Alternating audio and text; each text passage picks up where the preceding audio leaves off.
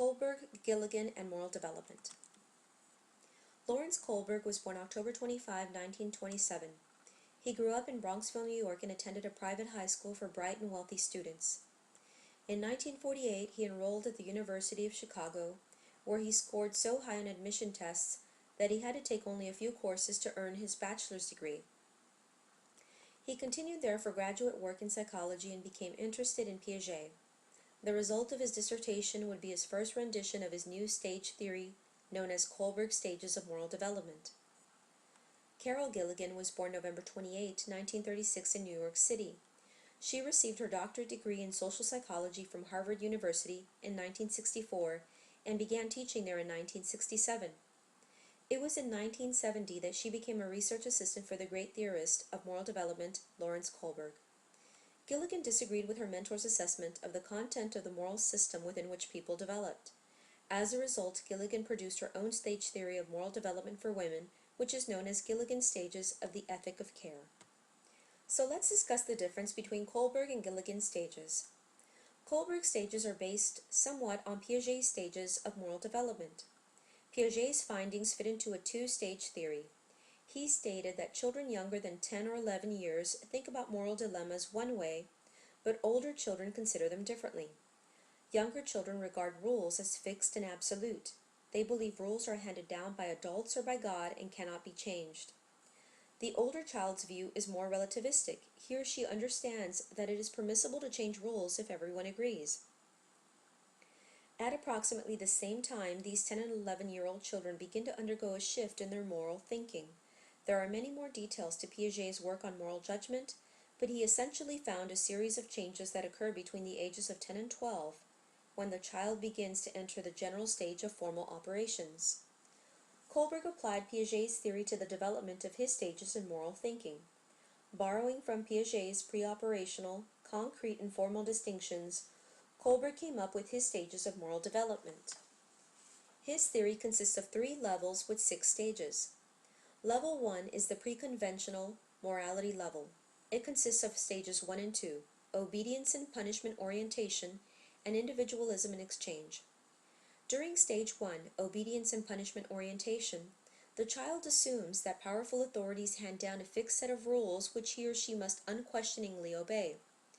During stage 2, individualism and exchange, children begin to recognize that there is not just one right view that is handed down by the authorities. Different individuals have different viewpoints. And level 2 is the conventional morality level. It consists of stages 3 and 4, good interpersonal relationships and maintaining the social order. During stage 3, good interpersonal relationships, children are now entering their teens. They see morality as more than simple deals. They believe people should live up to the expectations of the family and community and behave in good ways. Good behavior consists of feelings such as love, empathy, and trust. Stage 3 works best in two-person relationships with family members or close friends. During stage 4, maintaining the social order, the individual becomes more concerned with society as a whole. Now the emphasis is on obeying laws, respecting authority, and performing one's duties. Level 3 is the post-conventional morality level. It consists of stages 5 and 6, social contract and individual rights, and universal principles. During stage 5, social contract and individual rights, people begin to ask, what makes for a good society? People begin to step back from their own society and consider the rights and values that a society ought to uphold.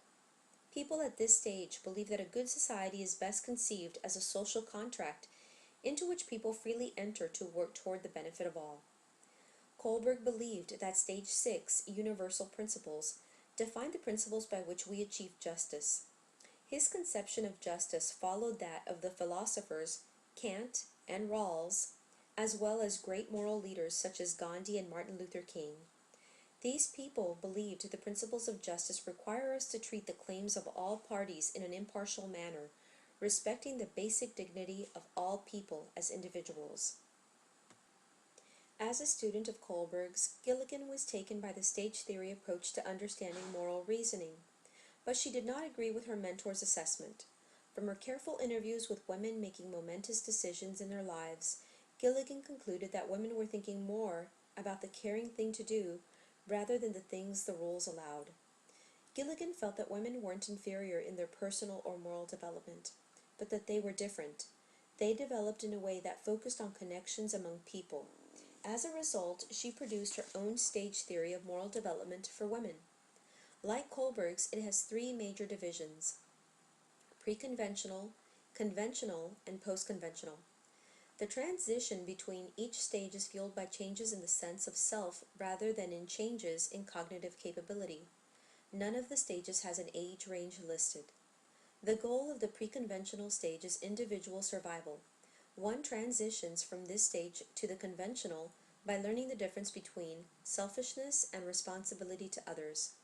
The goal of the conventional stage is self-sacrifice to goodness. One transitions to the post-conventional stage by learning goodness and accepting the truth that she is the person too.